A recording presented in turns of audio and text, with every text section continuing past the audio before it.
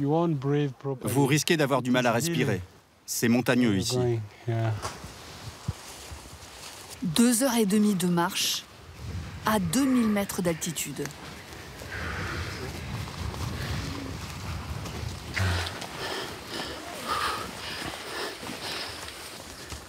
Ces 4 touristes américains ont traversé la planète pour rencontrer le seigneur de ces montagnes. Mais avant, Edward, leur guide, les met en garde. Parfois, la maman peut s'approcher de vous avec son bébé sur le dos pour aller manger des plantes derrière vous. Et quand elle est proche, vous pouvez avoir envie de caresser le bébé sur son dos. Ne faites pas ça. Si vous touchez volontairement un bébé gorille, la maman va vous mordre. Et elle a de grandes dents.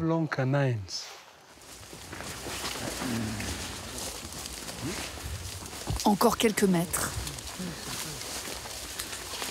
Et tout à coup...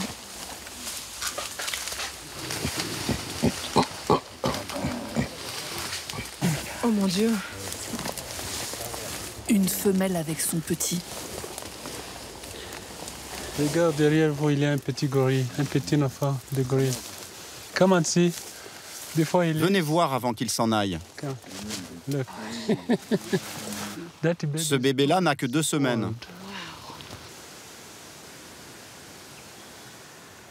We are surrounded. On est entouré de gorilles. This is a big group. C'est un grand groupe.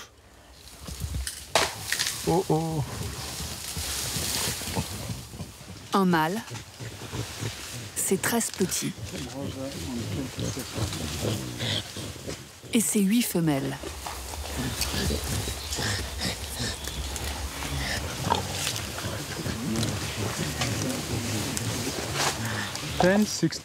Il est 10h16 à ma montre.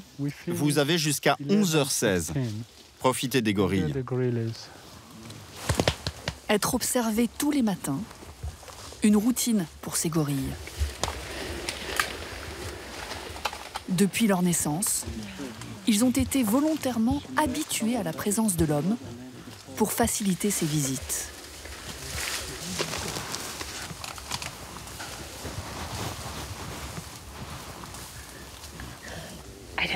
Je ne pensais pas qu'il resterait si près de nous comme ça. Je pensais qu'il serait plus loin. C'est vraiment génial.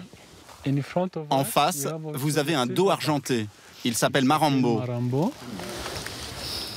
Chaque gorille est identifié et porte un nom. Ce mâle au dos argenté est le chef du groupe.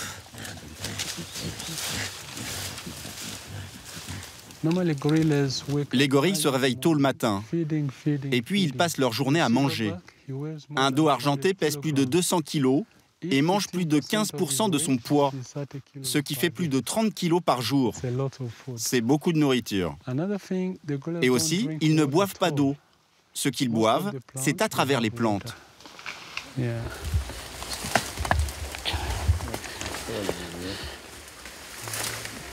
C'est génial. Ça valait le coup de marcher. 1 heure de plaisir qui coûte à chacun 1 500 €.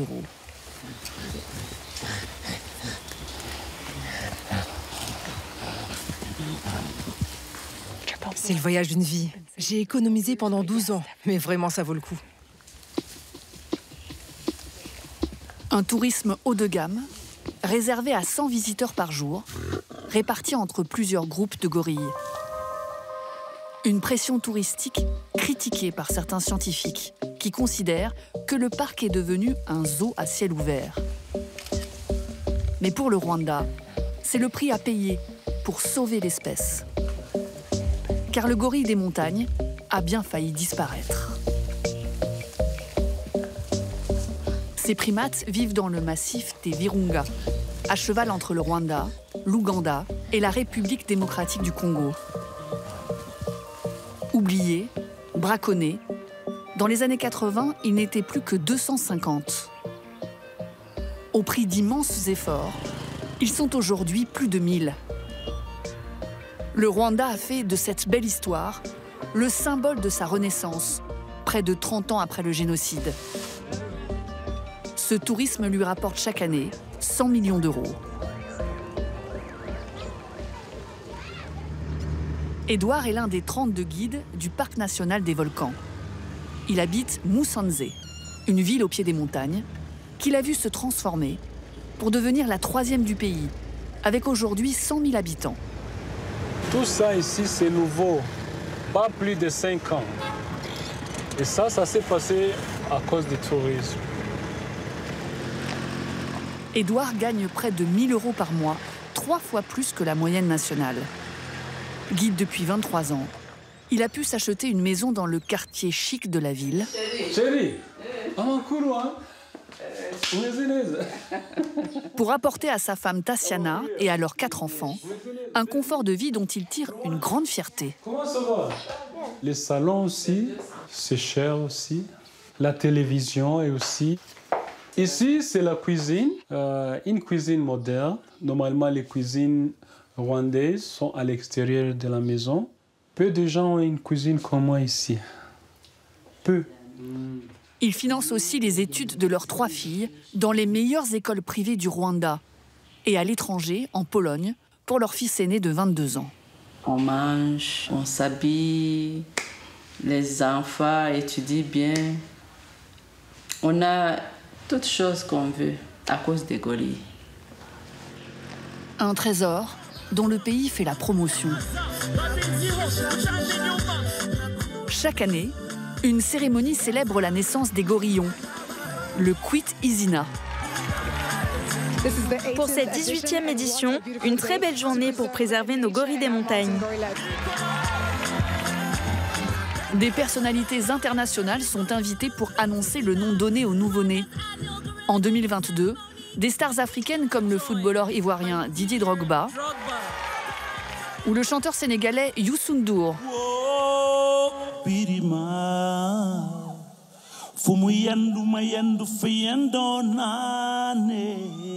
le grand honneur de nommer un bébé gorillelor. Le nom que je lui donne est Hiro Riro. Et même celui qui allait devenir Charles III, roi d'Angleterre. Le nom que je lui donne est Ubguzuzanwe, qui signifie harmonie. Car restaurer l'harmonie entre la nature, les hommes et le climat est le défi le plus important auquel l'humanité est confrontée. Mais au-delà des beaux discours, le Rwanda a dû mettre la main à la poche. 10% des revenus du parc sont reversés chaque année à la population locale pour l'inciter à respecter les gorilles. Premiers responsables de leur mort, les braconniers, comme François.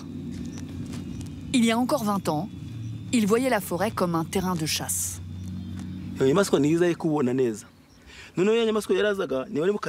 Quand l'animal arrivait, il mettait son pied et le piège se refermait sur lui.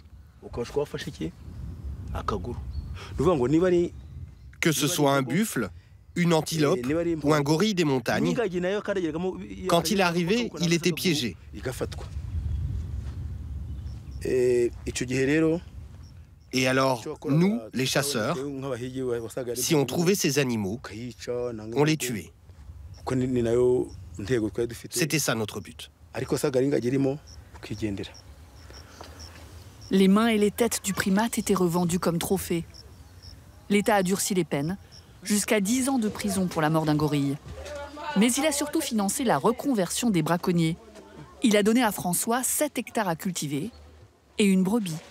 Vous voyez, c'est ici qu'ils vivent. Elle s'est reproduite. Il a désormais 27 bêtes. Ils m'ont dit, arrête la chasse et occupe-toi de la brebis pour que le troupeau s'agrandisse.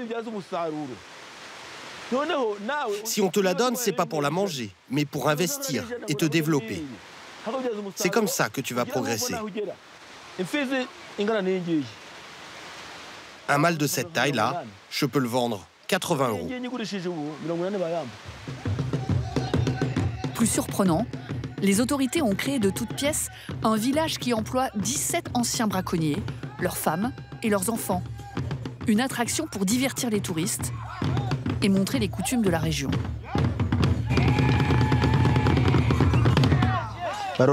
Salut Barora, ça va? Barora était un des chasseurs les plus réputés du parc des Virunga. Pascal, autre figure du braconnage, vante désormais les vertus des plantes médicinales.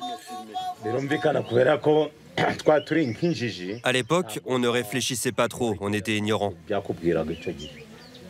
Aujourd'hui, si un gorille devait se faire attraper dans un piège, ça me ferait très très mal. Parce que j'ai pris conscience qu'il fallait protéger l'écosystème. Tous gagnent ainsi en moyenne plus de 60 € par mois. Ah là là. Une politique qui porte ses fruits. Au Rwanda, aucun gorille n'a été tué depuis 2002.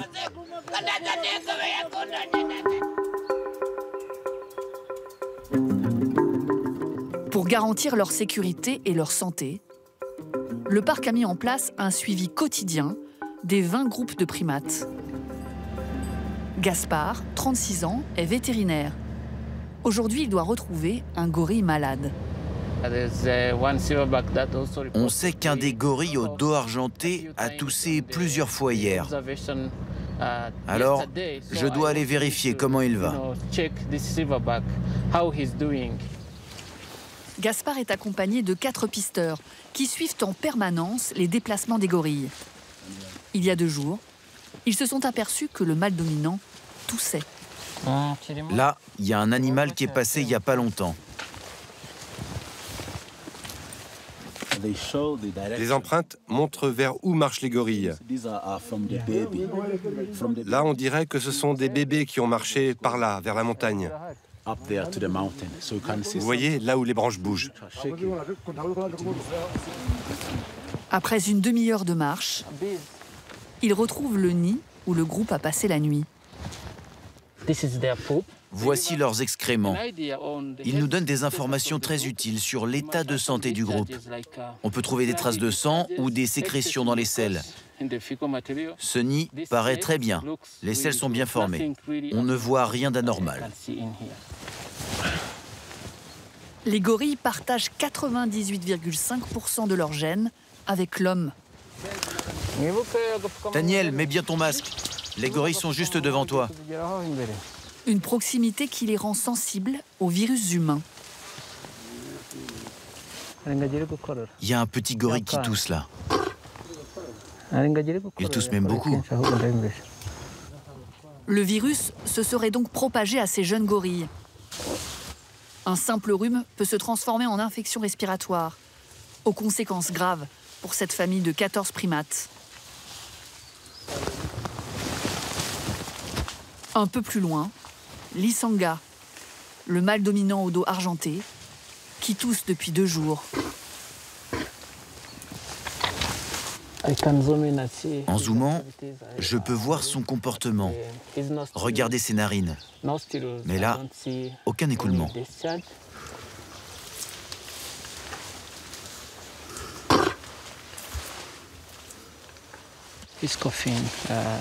Il tousse, mais c'est une toux grasse. C'est une bonne toux.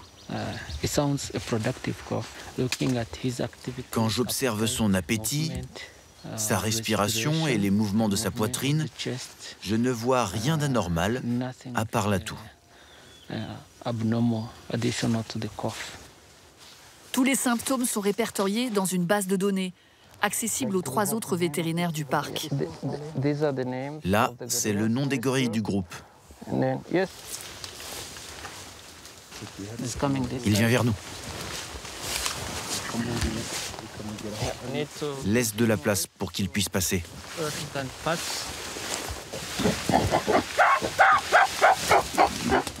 Les gorilles des montagnes peuvent vivre jusqu'à 45 ans.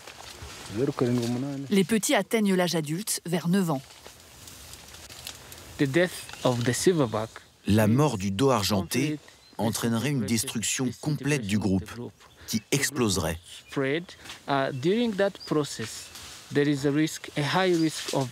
Il y aurait alors un grand risque d'infanticide sur les bébés de moins de 3 ans. Car le mâle qui le remplacera s'imposera auprès des femelles et tuera leurs enfants pour ensuite les féconder. Impossible d'approcher l'Isanga pour le soigner. Si la situation devient critique, comme ici en 2020, les vétérinaires administrent des antibiotiques à l'aide d'une fléchette.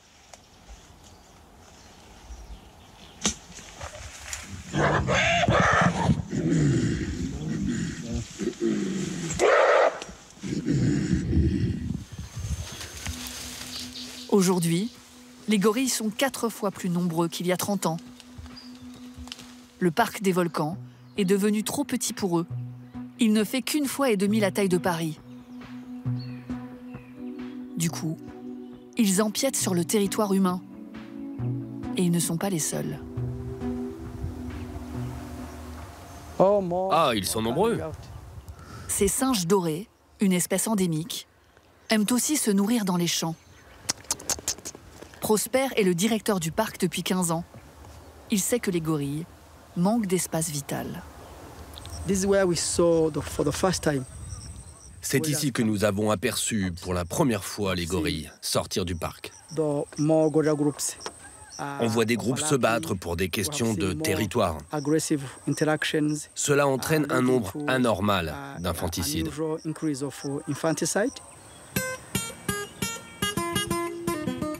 Depuis la création du parc, il y a presque 100 ans, les agriculteurs ont déboisé illégalement plus de la moitié de sa surface. Les autorités ont décidé de rendre ce territoire aux gorilles et de déplacer 18 000 habitants. Dans 1 an ou 2, ces villageois devront déménager pour s'installer 3 km plus loin. Pour l'instant, ils renforcent ce mur qui protège leurs plantations des animaux sauvages. Quand les gorilles viennent, on crie pour les repousser, pour qu'ils repartent dans la forêt. Lena habite depuis sa naissance sur ces terres volcaniques. Elle est mariée et a 5 enfants. Les autorités ont promis de lui offrir une maison avec l'eau, l'électricité et une parcelle de terre dans un village tout neuf.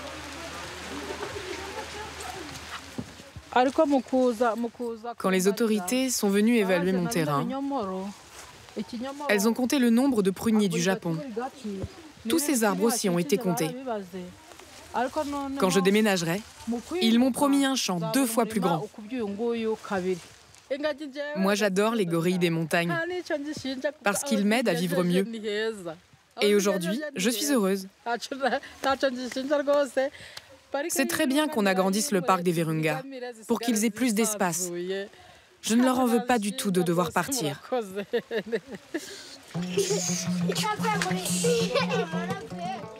D'autres villageois ont peur de ne pas être suffisamment dédommagés, car rien n'a encore été signé. Pour mener à bien ce projet coûteux, l'État rwandais aura longtemps besoin de l'argent des touristes. Sur les pentes du volcan, pour nos 4 Américains, il est désormais 11h16. Le temps imparti est écoulé. Merci beaucoup d'être venu voir nos gorilles. Je vous rappelle que votre argent sera reversé aux populations locales, à notre économie. Merci beaucoup. Dernière photo avant de redescendre. Dernier souvenir. Avant de laisser la place au suivant, le lendemain matin.